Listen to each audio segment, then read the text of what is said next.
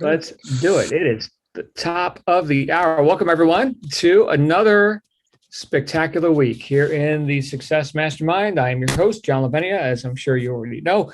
And we've got a handful of our members here tuning in at the last possible second. I think a lot of people, Mark, I think a lot of people are out at the lake doing the summertime thing. It is already getting hot. We got a heat wave. Tell you what we could use. We could use a rain wave. It has been dry. So, but I'm glad to be here with everyone, wherever you are in the world, whether it's wet, dry, hot, or cold. You know, our Australian friends are getting ready for winter. I am glad to be here with you. What do we got going on this week? Man, we've got a lot of stuff starting right now today. Of course, we have our session we're on now. We've got our hospitality suite, which is always open, which you guys can use as your own meeting room for whatever you want to use it for. And then, of course, we have our e-commerce work group at 3 p.m. Eastern U.S. time. That's, of course, 8 p.m. British summer time. We've got our friends Neil and Emma who host that. In fact, Emma's here with us right now. Maybe Emma can let us know if they got a plan for today, what's going to happen there. Yeah, we're going to talk about shipping because that's changed on Amazon. And with the listing, we're carrying on with that as well because I know we did some last week, but people wanted to go through a bit more this week. So, yeah, good. Going through the two. So good. Very good. Now, of course, Emma's a sourcing expert, right? So for people who are sourcing products, and I suppose that could lead into, various forms of, white label and such, private label. But there's a lot of different approaches you could take to e-commerce. And so shipping obviously can be a big issue with some of those approaches. So thank you, Emma and Neil, for all you do in that forum. That is awesome. So once again, that's 3 p.m. Eastern U.S. time. And 9 p.m. Eastern tonight, we are in part 3 of this book right here, which I'm very excited about. 2 of my favorite chapters in this book are what we're going to be covering tonight. In fact, which chapters are they? They are chapter 8. What's the title of it? Something cool. Ingredients of the success type personality and how to acquire them. Oh, yeah, that's tasty. And then chapter 9 talks about the failure mechanism, how to make it work for you instead of against you. Anybody interested in that? Yeah. And then chapter 10, we're doing 3 chapters tonight. We'll do another 3 chapters next week. And chapter 10 is how to remove emotional scars or how to give yourself an emotional facelift. Of course, the author, Maxwell Maltz, was a plastic surgeon, right? So he's got many observations, both literal and figurative. So it's interesting stuff. But those 2 chapters, 8 and 9, are 2 of my favorites in this book. So I'm really excited about discussing those with you. In fact, we could discuss a little bit out of one of them right now. I was so inspired by having read these chapters again this past week. I shot a couple little videos. They inspired me to shoot a couple little videos, which my social media guy is going to post up on wherever he posts them. But one idea that came up for me, which I'll expand on right here with everyone, because it was just, it's so obvious, but at the same time, it's so easy to overlook. And it has to do with a metaphor that he used in chapter 8 about the bicycle. So for those of you who've read the book, right, who are following along in chapter 8, right, these successful personality traits, right? One of the things that he talked about was frustration and how this is a product of not having a goal. I want you, excuse me, I want you to think about this. So let's say that you have two different scenarios. Okay, so one scenario is you've chosen a goal, you've chosen a purpose for yourself, you've got an ideal, a directive. You've got direction in your life. That's good. And you're moving towards something that you've determined for yourself is good to move towards. Your business achievements, your income, your lifestyle, whatever it happens to be. Okay.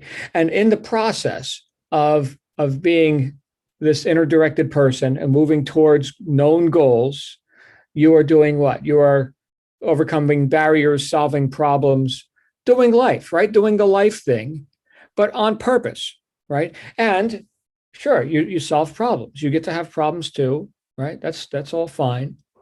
Okay. But you're continually blasting through stuff because you've got a goal. All right. Now picture the same exact scenario, but no goal. Picture you still got problems. You've still got frustrations. In fact, you feel them more because you're, we could say, lacking purpose or lacking direction. And so the frustration sort of is the primary thing in your view. You still get problems, right? Just like the on purpose person, just like the goal achiever. You still get to deal with all that. But in this case, it takes a much more heavy emotional toll without moving in the direction of the goal. He likened this to a bicycle. He said, in fact, let me go ahead and give you a quote. We're going to talk about it again tonight, so I don't want to give you too much here. But I know some of you are going to be asleep when we're talking about this because you're in England and it's, unless your name's Ivier. Okay. It says here, functionally, a man is somewhat like a bicycle, I told him. Well, let me back up a little bit. It says here, he regained control when he set himself new goals and began to think in terms of, what do I want out of this job? What do I want to achieve? Where do I want to go?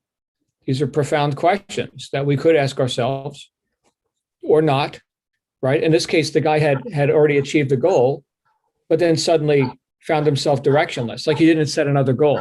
So even though he was a goal achiever, he rested on his laurels, right? And he started, he had to shift. Daisy, can you mute your mic? Daisy, we got a little bit of background action.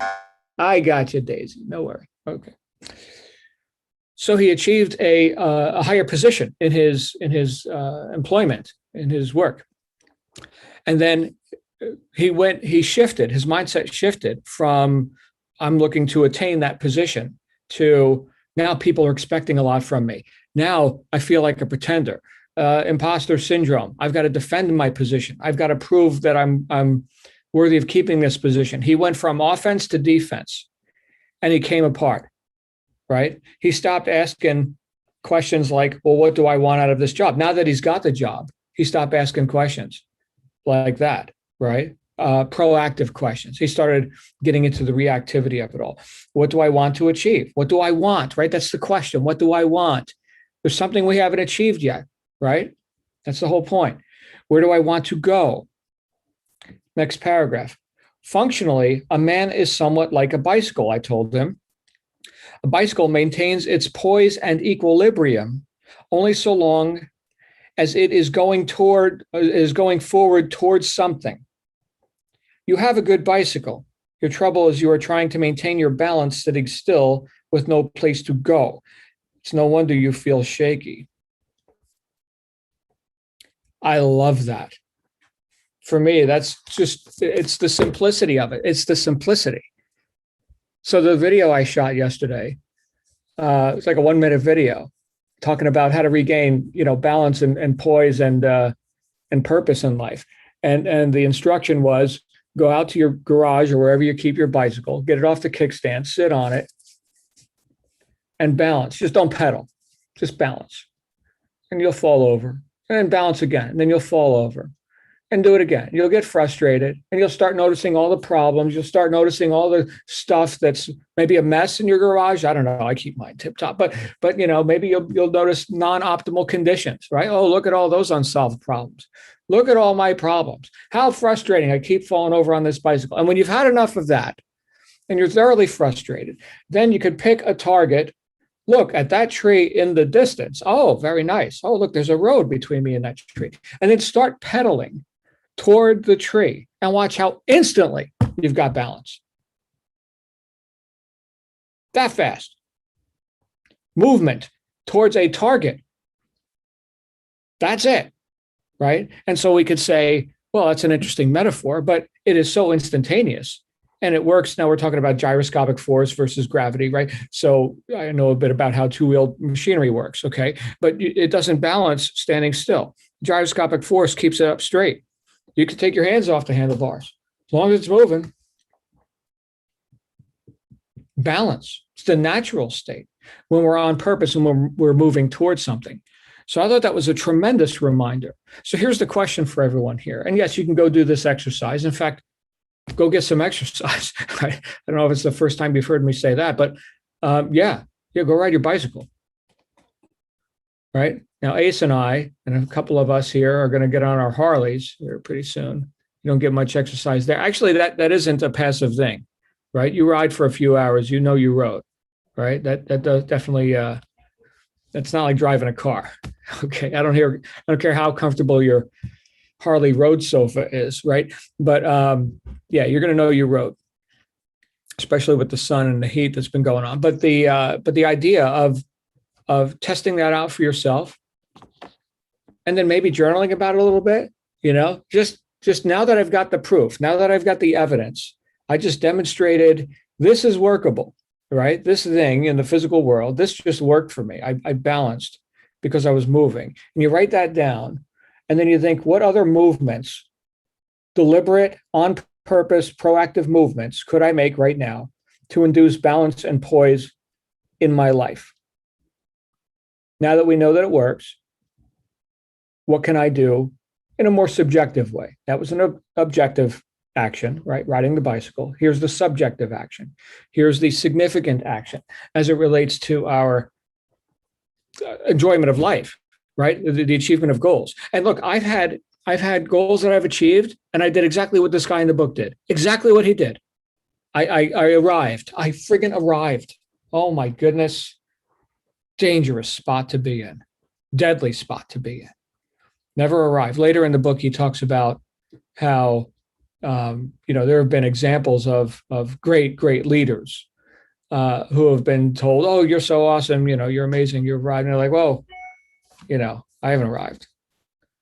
That's why I've said, and I think Edward Mosley loves this one. That's why I say I'm just another bozo on the bus. I haven't arrived or something, right? We're on the bus, right? We're figuring stuff out. We're doing it together. And you know what? I think that approach, that remaining the student, right? Being of the student mind, consistently learning in recognition that, thou art mortal, so to speak. I think that also endears people to us, right? I mean, it's the individual who has to somehow prove and protect their false sense of, superiority or something, which is really an outer shell for the inferiority, right? It's that person who makes themselves unapproachable or less desirable in terms of, interactions with others. And of course, others include others in the marketplace, right? Since this is an entrepreneurial type group, right? We should consider, how is this affecting our business and our family relations and our health and whatever. Okay. But here's something we can certainly quantify, right? Is, are we expanding, or are we stagnating, or are we contracting? And nothing stagnates for long, right? Everything's in a constant state of movement, right? So are we expanding or contracting in terms of the measurable statistics in our business and our productivity? And I would argue that if we're experiencing frustration, like was discussed in the book, and we're going to discuss more of it tonight at 9 p.m. Eastern. And again, these are a couple of my favorite chapters out of this book. So get ready. Good stuff. But if we're stagnating, then something's amiss, and it's something right here. It seems too simple, but you could actually take this to an extreme. And again, this guy studied, different psychiatrists and psychologists and different studies from laboratories and, institutions and universities and a variety of neurotic and psychotic people and how they respond to different stimuli and stuff. And here's an interesting thing, is that when a person has a purpose and has problems to solve, they feel happier. just there it is, right? When we're postulating futures, right? We're thinking, here's where I want to go. Here's the future reality. Here's the goal I am here to achieve, right? And here's some problems, right? Think about it like this. You got a bunch of people sitting around, moping around, and then there's an emergency, right? Problems to solve. And suddenly there's teamwork, action, movement. And even though it might be an emergency condition, all hands on deck. The emotional state. what would you rather be? Would you rather be, think of it like this. Would you rather be in a state of intense, on purpose action, despite the peril of it all? Or would you rather be sitting there in a state of apathy? Why bother? Nothing works anyway. There's no use. Which sounds better to you? Give me problems. I'm not going to sit here and mope around and just crying my soup about nothing. I mean, if I don't have problems, I'll invent some. Yeah. And we've seen this. We've seen this with kids too, haven't we? We've seen this with purposeless. This was me. This was my childhood. Sitting around, being pissed off about everything, hating everything. No purpose. No purpose. Like, what are you doing? Why are you doing any of this? I had no answers. You know what? I'm just incredibly grateful and blessed. How did I even make it out of that? Well, by the grace of God, we could say. And of course, others whose lives were working, showing up in mine and saying, hey, you know what? There is a light at the end of the tunnel. We could do something else. How about get a skill? How about be a productive member of society? Right? How about stop being so damn sorry for yourself and self-centered and engrossed in you, and maybe, do something.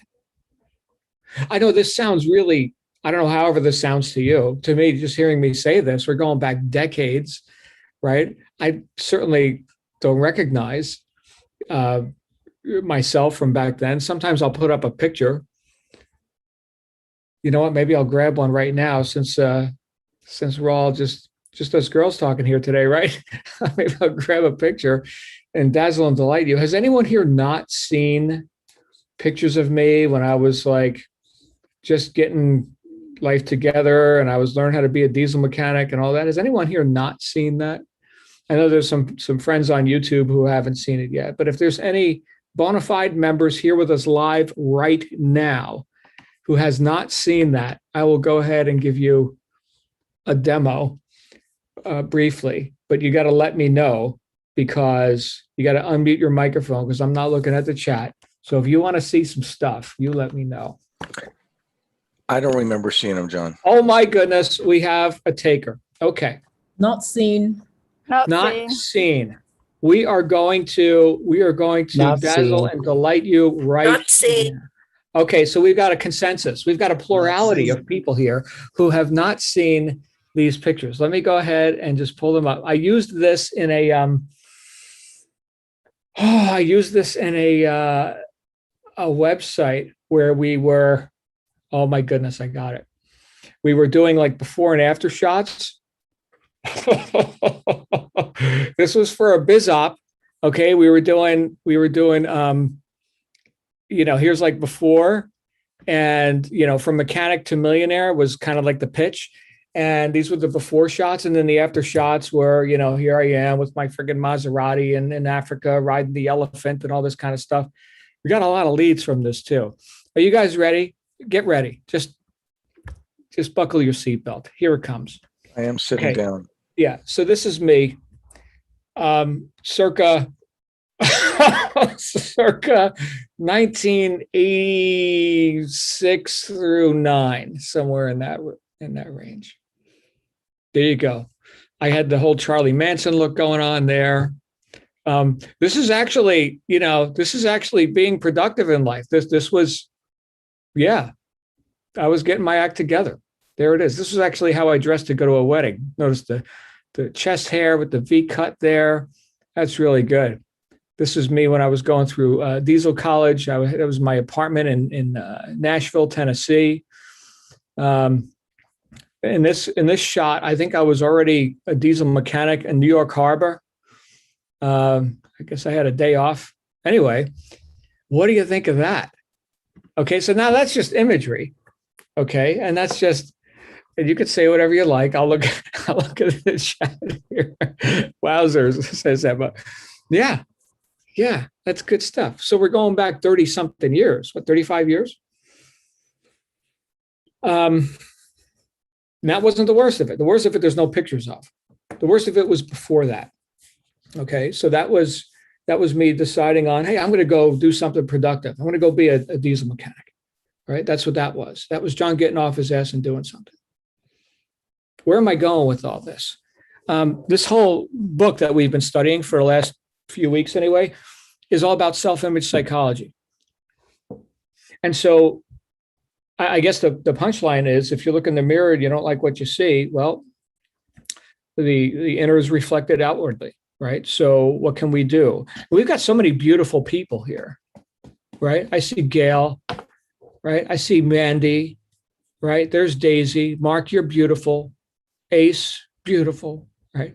Beautiful people inside and outside. And so there are obviously many different paths that many people are on, and there's lots of things that we could do. And I guess back to the original point, right, of purpose and doing something, right? There's lots of things we could do, but we glow on the outside when we have purpose on the inside.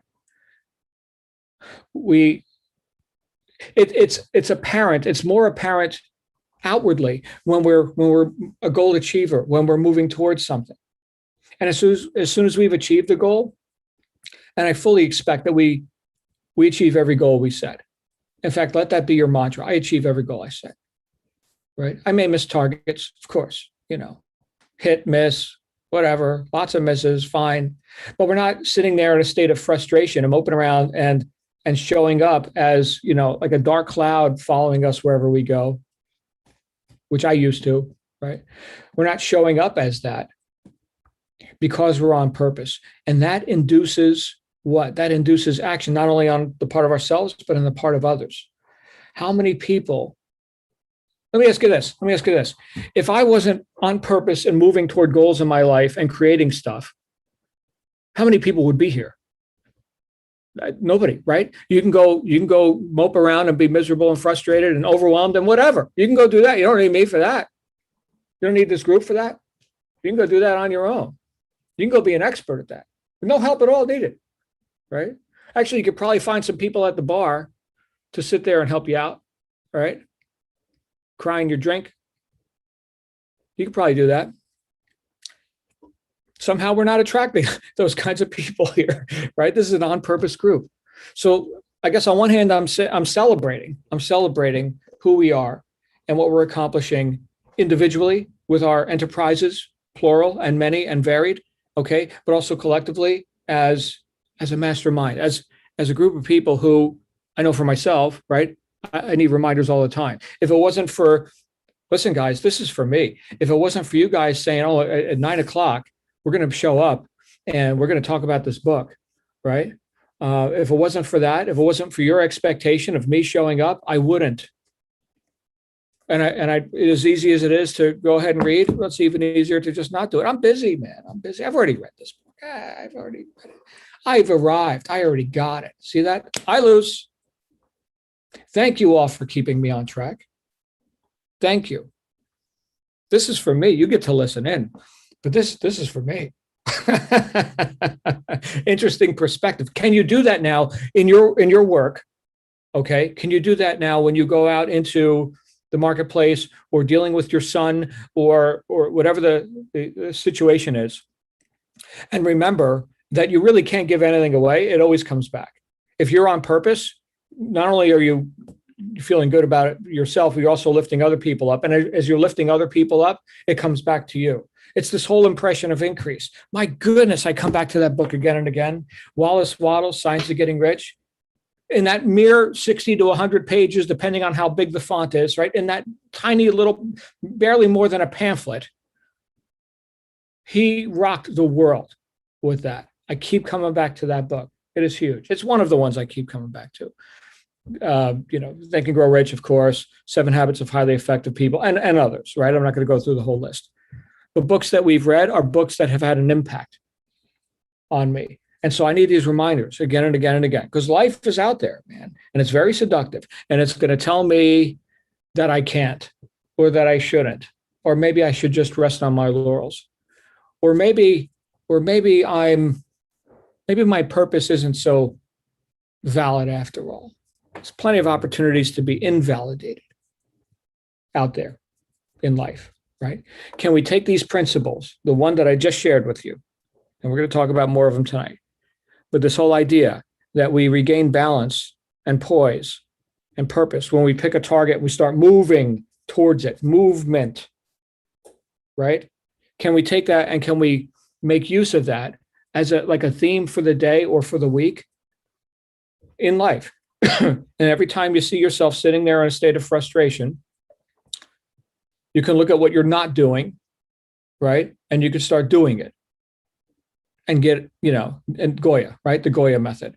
So there's so many different approaches to the same truth. There's so many different reminders which we could choose to remember. And that's why we show up here again and again and again. Because I got to remember, John, get off your ass, stay off your ass, pick a target. I don't care how many goals you've reached. What's the next goal? In fact, the thing I was reminded about, and then I'm going to stop talking because I see some hands are going up now. Hey, Stefan. But the thing that I was reminded about is hitting fast forward on the tape, right? Would I pedal towards that tree in the distance on my bicycle if I didn't believe I could reach it? No. If I had somehow, convinced myself that I can't, would I even bother to try? No, I wouldn't. So if we can hit fast forward on a tape with full expectation that I'm going to get to that destination, what would be my next destination after that? Past the tree, there's the building. Okay, great. So start visualizing. Now that I'm at the tree, what's it look like to get to the building? Same with our goals, right? Now that I've earned X amount of dollars, or I consistently earn X amount of dollars per month, or I've got the weight to the ideal fitness, or whatever the quantities are, whatever the goal is, now that you've got that, physically you don't yet, okay, but knowing that you can, putting yourself in that position, I've already got it. What's my next goal? Start thinking futures now. What's my next goal? Now that I've got this, what is my next goal? This is where I flunked in the past, right? Is getting really intense about this goal, but not thinking ahead. So hit fast forward on the tape. Start behaving as if you're already there. What will be the next opportunity? Start thinking about that. Think about scaling up. Nothing rests. We're either creating or disintegrating. Stefan, my friend, you have the floor. Come on down. Hello. Hello. So it always surprises me every time lately that I come on here. We are literally on a topic that I have either just listened to a book about, or watched a video, or seen an article, or thought about in some way or other. And the same is the case today. And usually those days when that happens are also, strangely enough, days my mom's like, "Are you coming on today?" I'm like, "Oh yeah," because I'm a bit of an airhead sometimes with organization. And I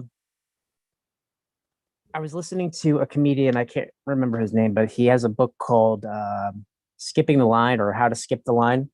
Mhm. And basically it's along the same concept. He said, like, by doing the stuff that, people don't want to do, or even that you don't want to do, but intentionally putting yourself in situations that are difficult, that are challenging, that are going to force you to grow. And, like you having this group to motivate you.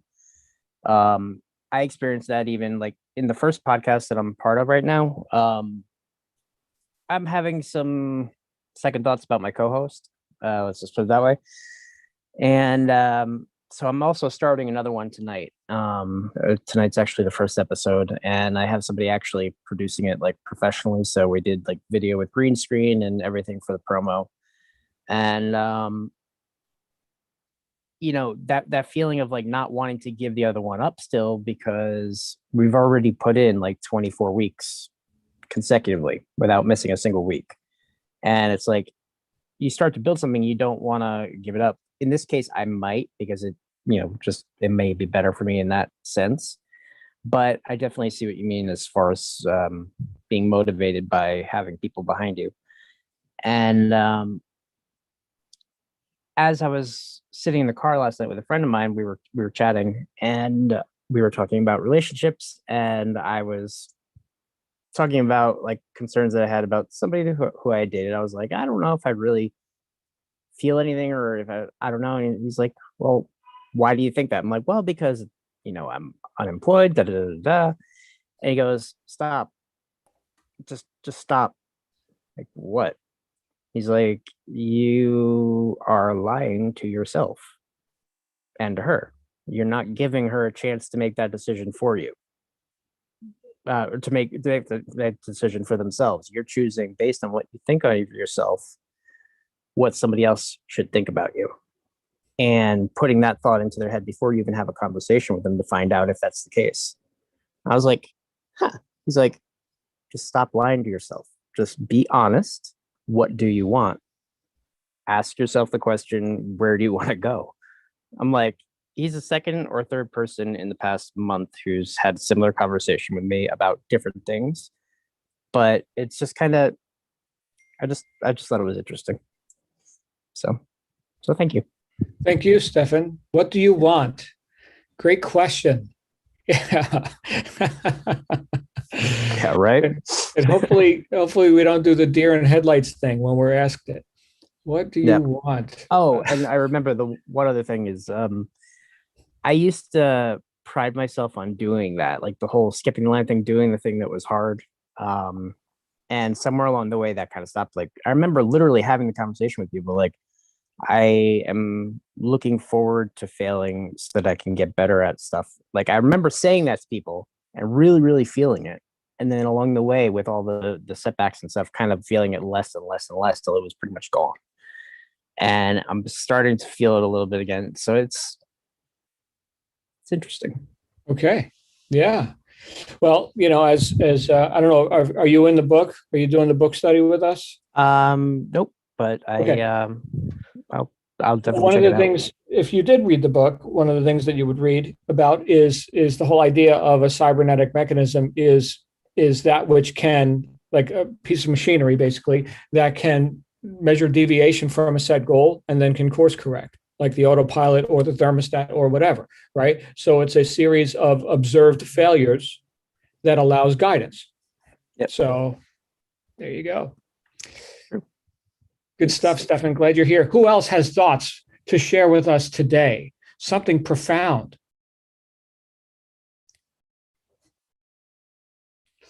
Profundities, please. Who would like to come out? That looked pretty funny. I'm feeling kind of lighthearted today. Oh my goodness. Anybody else have some thoughts on this? On being on purpose and moving towards goals? Hi, Sharon. Hey, John, I'll jump in. Sorry, Hey. I'm in my little workspace. The bicycle analogy you made about moving forward. For some of us, we have a significant other who we need a bicycle built for too. And sometimes the balance point changes, in the relationships, and you've got two people heading in the same direction or not. It depends on who's steering. The balance can get off. You kind of have to agree on the direction you're going. So that was just my little thought about keeping your balance, moving forward. It's not always one person. It's sometimes at least one. If you've got children, it can be several people deciding the direction. So just my little nugget of thought on what you were talking about. Beautiful and profound. Thank you, Sharon. And it's never just one person, right? So are you just Sharon and like that's the entirety of your existence? Or, right. So there's Sharon, and then there's Sharon and significant other, spouse, children, whatever, right? That family, that's a group, right? Then there's Sharon and her organization's school that you work at, and the country you live in, right? There's Sharon and we could say mankind, planet Earth, right? So there's lots of different purposes that we, not just I, but we are involved in. And what Sharon just brought up is the the possibility and recognition of, sometimes there's antagonistic purposes. Okay. So there's harmonious, there's cooperation, right? Which feels really good, right? Agreement, right? And then there's cross purposes, there's counter purposes. And then of course we can decide what groups. So why do I not hang around in the bar? Well, it's not my group. It's not my group, right? So that's pretty obvious. So I guess now we can also look at, and we're getting pretty deep, and we can go into, years and decades of study and counsel on this. Why do I show up in these groups? Or what does it mean for me to be the mom, the daughter, the husband, the whatever the role is in this, like say, for example, a family group, right? Steve Covey covered this to a great degree. And I think what Shannon also reminded me of is one of Covey's habits, which was seek first to understand, then to be understood. Understanding allows me to have empathy and allows me to then do what? To then be more causative in a situation than if I had just remained ignorant. Yeah. You want to have responsibility and control in your life, you got to know some stuff, right? You got to have some understanding. This is like super deep stuff. We're getting into like mega philosophy now, but I'm going to stop talking with that. But great considerations. Sharon, wow. So glad you're here. Who else has a thought they would like to share? Please come on down. Cyril, is that Cyril? Cyril's not hearing me. I'm going to go ahead and mute your mic, Cyril. Sounds like you're making tea. Hi. All right. Oh, there he is. Hi. Hey, Cyril. Hi, sorry. I'm just listening. Yeah. I normally just chime in when, or try to chime in when I feel I have something valid to. And I must admit, I'm listening and just soaking up at the moment. I have read Cybernetics, and I love the book. It's got some really great stuff in it. Some of it I already knew in some ways, others not. But it's a really great book. I really enjoyed the information it was giving me, and the slight different perspective. It's been a while since it's been probably a few months since I read it. I probably need to read it again. It would probably be good to see somebody else's perspective on it. So, I don't have anything to add to the conversation at the moment. But Okay. but Sounded like you were making tea. Are you making tea? Yeah, I'm making myself some tea. Absolutely, yes. See that all I heard was a little clinking and clanking going on, and I got that. All right, here's Cyril. His mic is unmuted. I'm hearing clink clank. He's in England. It's got to be tea time. Can we see tea time? Can you give us a visual of that? No, I'd rather not. To be No, honest. okay. Because I don't do tea. I'm not as good as Right. you. I'm not as good as you at clearing mess. So Okay. I don't want to humiliate myself. So Okay. Very good. Well, thank you, Cyril. Glad you're here. Inspiring Pleasure. nonetheless. Always a pleasure. Thank you. Always a pleasure. Yes. By the way, Mandy on Wednesday hosts our Books for Britain session, and she's reading the same book that we are. Right. So anybody can jump in at any time and do the Wednesday thing. If Monday nights suck for you, well, there's Wednesday, afternoon. That's awesome. All right. Anybody else today? Come on down. Let's hear what you got. All right. Did I just shock everyone with my pictures? Is that what just happened? No, sir. No, sir. Hey, Edward. How you doing, man? How are you today? I'm awesome. Good. I don't have my picture up because it's amazing to me how you have kind of like a sixth sense because you're always so on point, My energy is real low today because I've had some adversity, and this bicycle scenario has really brought it home today as far as how to get out of it. Just letting you know that what you're doing is just really ministry, for me. And I appreciate it. Thank you. Thank you, man. I'm glad you're here. I'm sorry to hear that you've got adversity. And this too shall pass. And we all got problems to solve. And as long as we got a big enough goal, we keep moving forward, we'll do so. I'm glad you're here, Edward. Thank you.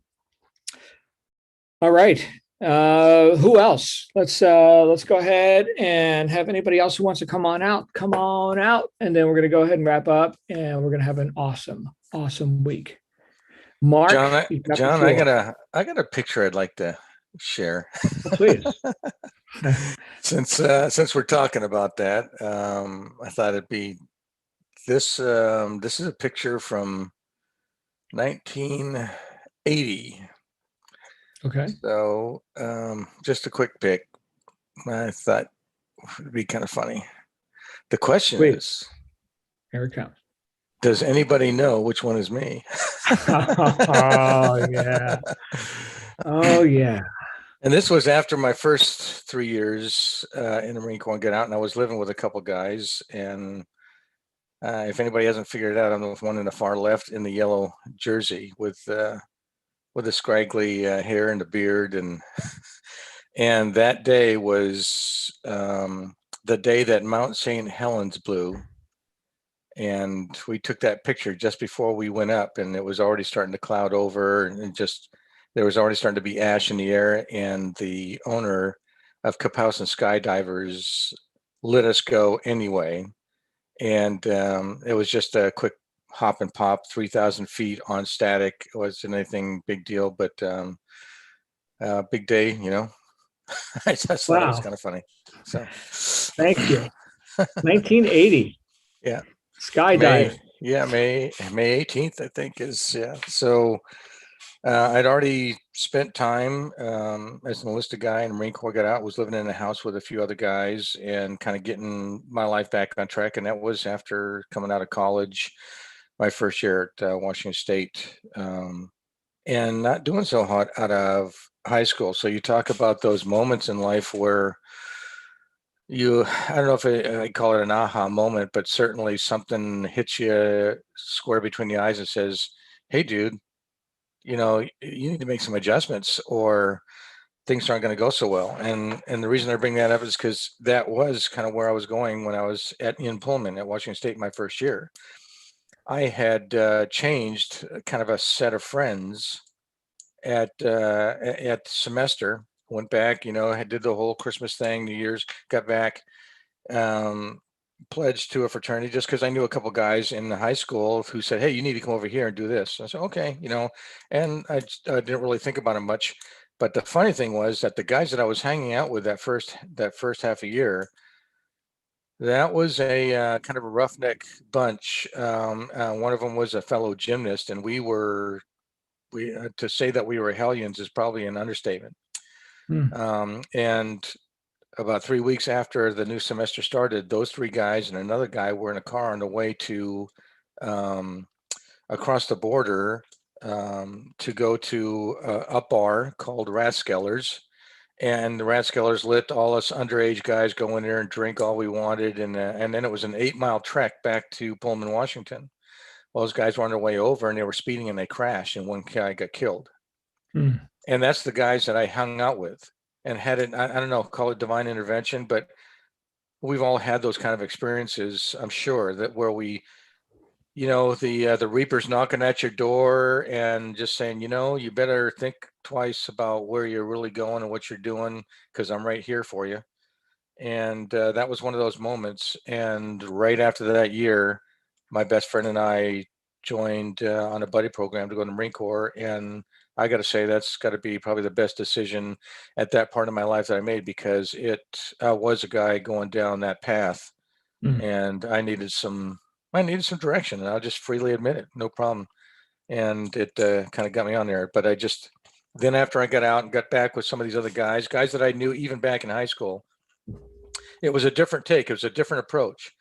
And while you could say, yeah, we were still kind of, you know, hellions, young hellions, we weren't quite as fancy free, I'd say, as we were. And we might look like a bunch of scraggly bunch of guys, but we actually all had jobs. We were all being more responsible and working, and we just this was one of these things where we just wanted to have a little fun together in a moment. And that just happened to be the day that Mount St. Helens blew. So it's interesting how life takes you down those paths, and you don't even really, sometimes we don't even really know. And I don't know, I just feel like there's some kind of divine entity that keeps kind of refocusing me and redirecting me, because for the time, I'm sure there are people here that have experienced this too.